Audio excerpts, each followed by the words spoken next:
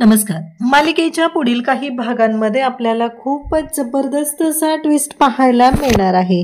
म्हणजे आपण इतके दिवस झालं ज्या गोष्टीची वाट पाहत आहोत की सरू आणि कमळी या दोघींची भेट झाली पाहिजे, पण त्या दोघी समोरासमोर येतच नाहीयेत. नक्कीच काही ना काही प्रत्येक वेळेस प्रॉब्लेम होतो आणि त्या दोघी जणी एकमेकींपासून दूर होतात.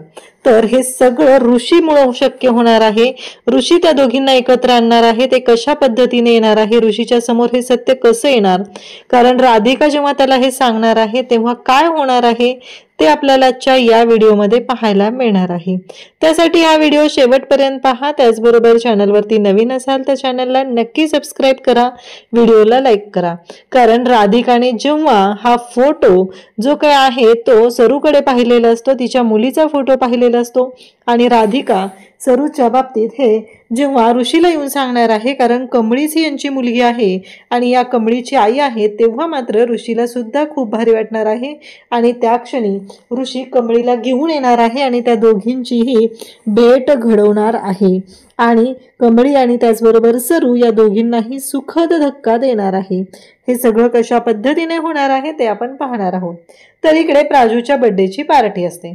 प्राजूच्या बर्थडेच्या पार्टीमध्ये राडा करण्याचा प्लॅन अनेकाने केलेला असतो आणि तो प्लॅन कसा उधळून लावला जातो, तिने काय केले हे आपण पाहणार आहोत. तर कालच्या भागामध्ये आपण पाहिलं होतं की तिने खरंच त्या पार्टीमध्ये राडा केलेला असतो. बंड्याला दारू पाजून आणलेलं असतं आणि बिचारा बंड्या भानावरच नसतो, त्याला कळतच नसतं की तो काय वागतोय, काय करतोय.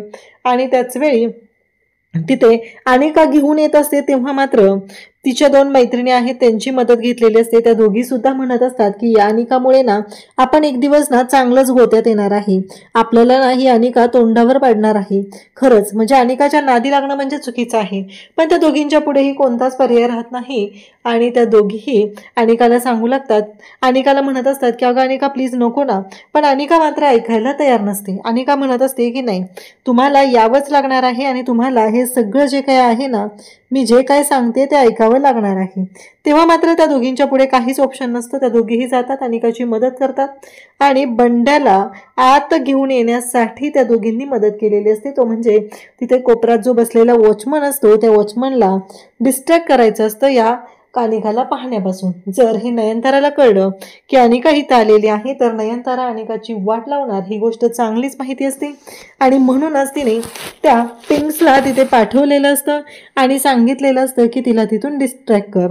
हे सगळं जेव्हा घडत आहे तेव्हा मात्र आता बंडाला घेऊन अनिका ही यांच्या घरात घुसलेली आहे. ती म्हणजेच इकडे ऋषीच्या घरी आलेली आहे. आता ऋषीच्या घरी आल्यानंतर हे सगळं जे काय आहे ते CCTV मध्ये कॅप्चर झालेलं आहे. अनिकाला सुरुवातीला वाटत आहे की नाही आपण खूप मोठी कामगिरी केलेली आहे, पण ती मात्र या सगळ्यामध्ये स्वतःहूनच तोंडावर पडणार आहे. तिला कळणार सुद्धा नाही की तिने जे काय केलेलं आहे त्याचे परिणाम तिला काय भोगावे लागणार आहेत. खरं तर कमळीच्या आणि बंड्याच्या बाबतीत तिने ही मोठी चूक केलेली आहे आणि मग मात्र पार्टी सुरू असते आणि अचानक पार्टीमध्ये धक्का बसतो. इकडे राधिका म्हणत असते की कमळी आणि निंगी जरा मला तुमची मदत हवी आहे. मग त्या दोघींना घेऊन मदतीसाठी किचनमध्ये जाते.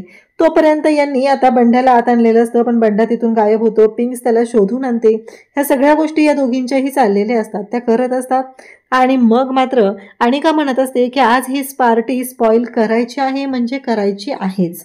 आणि बंड्या त्या पार्टीमध्ये गोंधळ घालतो कारण तिने त्या पद्धतीने बंड्याला ट्रीटच केलेलं असतं. त्याचबरोबर इकडे त्या दोघींनीही ज्या पद्धतीने बंड्याला आत आणलेलं असतं, मग कमळी आणि नयनतारामध्ये थोडासा वाद होतो, पण ऋषी आणि कमळी दोघेही मिळून बंड्या कसा निर्दोष आहे ते नयनताराच्या पुढे आणतात. कारण नयनताराला हे सगळं जे काय आहे ते आपल्या स्टेटसचे नाहीत हे नेहमी वाटत असतं आणि ते मात्र आज तिथे पुन्हा प्रूव्ह झालेलं असतं. परंतु कमळी सांगत असते की एक गोष्ट लक्षात ठेवा, काहीतरी चुकीचं घडलेलं आहे, माझा भाऊ तसा नाहीये. पण नयनतारा ऐकून घ्यायलाच तयार नसते. परंतु जेव्हा तिला प्रूफ दाखवलं जातं तेव्हा मात्र अनिकाचं थोबाड रंगवलं जातं. परंतु कमळीने मात्र आता ठरवलेलं असतं की काहीही झालं तरीही या मोठ्या लोकांच्या घरी आपण पुन्हा जायचं नाही. तर आता सरू आहे ती ऋषीच्या घरी काम करत आहे. एकतर पहिल्यांदा ऋषीकडून तिचा अपघात झालेला होता आणि आता दुसरी गोष्ट घडलेली आहे ती म्हणजे तिच्या पायाला लागलेलं आहे, तिला जखम झालेली आहे. मग सरू आराम करत असते, त्याचबरोबर डॉक्टरांची ट्रीटमेंटही चालू असते. आणि अचानक एक दिवस सरू रूममध्ये बसलेली असते. सरू रडत असते, तिच्या हातात फोटो असतो. ती म्हणत असते की मी माझ्या लेकीला शोधायला इथं आले आणि हे सगळं काय झालंय.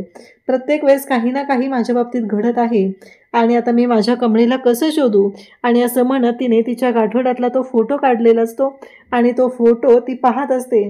आणि तिला मात्र खूप रडू येत असतं, कारण कमळीला शोधायला ती बाहेर पडूच शकलेली नाहीये. त्यामुळे तिला वाईट वाटत असतं. पण नेमकं अचानक तिथे राधिका येते आणि राधिका म्हणते की काय झालं साधनाताई, कसल्या टेन्शनमध्ये आहात तुम्ही, कोणाचा फोटो आहे हा. कारण राधिकाचं पण सुखदुःख राधिका तिला सांगत असते. आणि त्याचबरोबर राधिकाच्या बाबतीत ज्या गोष्टी घडत असतात त्या सुद्धा साधनाला माहिती असतात. राधिकाला प्रत्येक वेळेस टॉर्चर केलं जात असतं, चुकीच्या पद्धतीने बोललं जात असतं, हे सगळं माहिती असतं. मग राधिका तिथे येते. ती म्हणते की माझी मुलगी आहे, माझी मुलगी इथे कॉलेजात शिकत आहे, खूप मोठ्या कॉलेजात ती शिकत आहे आणि तिला स्कॉलरशिप मिळालेली होती, हे सगळं ती सांगते.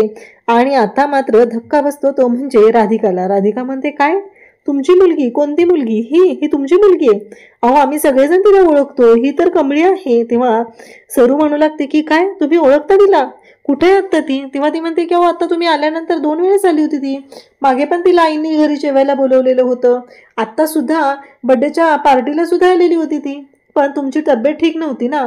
तुम्हाला माहिती आहे का, तिने हळदीचा लेप पाठवला होता तुमच्यासाठी. हे सगळं जेव्हा ऐकते तेव्हा सरूला धक्का बसतो. सरू म्हणते मला तर माहिती होतं की हळदीचा लेप जो आहे तो माझी कमळीच बनवत असते. इकडे मात्र कमळी आणि निंगीने ठरवलेलं असतं की बाकी कोणाशीही बोलायचं नाहीये, ह्या मोठ्या लोकांच्या घरी जायचं नाहीये, जो झालेला तेवढा अपमान होता तेवढा पुरेसा आहे, पुन्हा आपण या लोकांच्या नादी लागायचं नाही, असं कमळीने ठरवलेलं असतं. कमळी मात्र विचार करत असते. आणि तेव्हा राधिका ऋषीला म्हणते की तुला माहिती आहे का ह्या कोण आहेत. तेव्हा ऋषी म्हणतो की कोण आहेत. जेव्हा राधिका सांगते तेव्हा मात्र ऋषीला सुद्धा धक्का बसलेला आहे. ऋषी म्हणत असतो की काय, म्हणजे ही कमळीची आई आहे. आणि हे जेव्हा कळतं तेव्हा मात्र आता सगळेजणच पाहत राहतात, ही कमळीची आई कशी काय, हा मोठा प्रश्न उभा राहिलेला असतो. आणि आता मात्र ऋषी म्हणत असतो की अहो तुम्हाला माहिती आहे का, कमळीला पण मागे खूप आठवण येत होती तिच्या आईची, पण तिने गावाकडे येऊ शकली नाही, कारण तिने तुम्हाला शब्द दिलेला होता ना, तिचं शिक्षण पूर्ण झाल्याशिवाय तिने गावाकडे येणार नाही, म्हणून ती गावाकडे आलेली नव्हती. आणि आता मात्र तो म्हणतो की मी आजच कमळीला घेऊन येतो, कारण कमळीसाठी तिची आई भेटणं खूप गरजेचं आहे, कमळीला सुद्धा खूप आनंद होणार आहे, असं ऋषी सांगू लागतो. आणि तो फोटो पाहिल्यानंतर तो म्हणतो की असा सेम फोटो कमळीकडे पण आहे, कारण तेव्हा तो फोटो हा फुटलेला होता तेव्हा मीच तिला त्याची फ्रेम बनवून दिलेली होती, असं सुद्धा ऋषी सांगतो. आणि ऋषीने सरूला तर खरंच खूप आनंदाचा असा धक्का दिलेला आहे, कारण सरूसाठी सुद्धा कमळीला भेटणं खूप गरजेचं होतं. आता एक सत्य तर समोर आलेलं असतं. इकडे राजन आणि त्याचबरोबर अन्नपूर्णा बोलत असतात. त्या दोघंही म्हणत असतात की काय करायचं राजन, अरे पोलिसांकडून काही समजलं का तुला, काय झालेलं आहे, कुठे माझी नात. तेव्हा मात्र राजन म्हणत असतो की आई थोडं शांत हो, मला माहिती आहे की तुझी नात शोधणं खूप गरजेचं आहे, पण अगं पोलिसांना आपण सांगितलेलं आहे, त्यांना काही इन्फॉर्मेशन मिळालेली आहे, त्यानुसार तरी सध्या अजून काही हाती लागलेलं नाहीये, पण आता लवकरच समजेल, कारण सगळ्या गोष्टी क्लिअर होतील, असं मात्र राजन इकडे अन्नपूर्णाला सांगत असतो, तिला धीर देत असतो. कारण या सगळ्यामुळे अन्नपूर्णा खरं तर खूप डिस्टर्ब असते. काही झालं तरी 6 महिन्यांची जी मुदत आहे ती संपत आलेली आहे, लवकरात लवकर आपल्याला समजलं पाहिजे की आपली मोठी नात कोण आहे, अन्यथा ही सगळी प्रॉपर्टी मला अनिकाच्या नावावर करावी लागेल, असं इकडे अन्नपूर्णा बोलत असते. खरं तर अनिका त्या योग्यतेची नाहीये, अन्यथा काहीच प्रॉब्लेम नाहीये. अनिका जर त्या योग्यतेची असती तर काहीच हरकत नव्हती, पण अनिका खूप उद्धट आहे, तिच्या आजी आणि आईच्या संस्कारांनी ती बिघडलेली आहे, म्हणून फक्त अन्नपूर्णाला काळजी वाटत असते, बाकी असं काहीच नसतं. खरं तर या सगळ्या गोष्टी खूपच विचित्र पद्धतीने घडत होत्या. पण इकडे अन्नपूर्णा म्हणत असते की राजन मला नाही माहिती, पण मला राहून राहून असं का वाटतं की कमळी आहे ना तीच आपली नात आहे, माझी म्हणजे तुझी मुलगी आहे. मला नाही माहिती या सगळ्याच्या मागे काय आहे, कशामुळं मला असं वाटतं ते मला माहीत नाहीये, पण मला राहून राहून ज्या गोष्टी वाटतात त्या मी तुला सांगत आहे. खरं तर इकडे आता कमळीला ऋषीने घरी आणलेलं आहे, आणि ऋषीने जेव्हा कमळीला घरी आणलेलं असतं, सरूची भेट घडवलेली असते, तेव्हा मात्र सरूला खूप मोठा आनंदाचा धक्का बसलेला असतो. असतो कमळीला सुद्धा खूप छान वाटत असतं आणि कमळी म्हणत असते की म्हणूनच तर मला त्या दिवशी ना तुमच्या घरी जेवण जेवल्यानंतर असं वाटलं होतं की आईच्या हातची चव आहे, माझ्या आईनंच हे जेवण बनवलेलं आहे असंच मला वाटलं होतं, असं कमळी तिथे बोलत असते.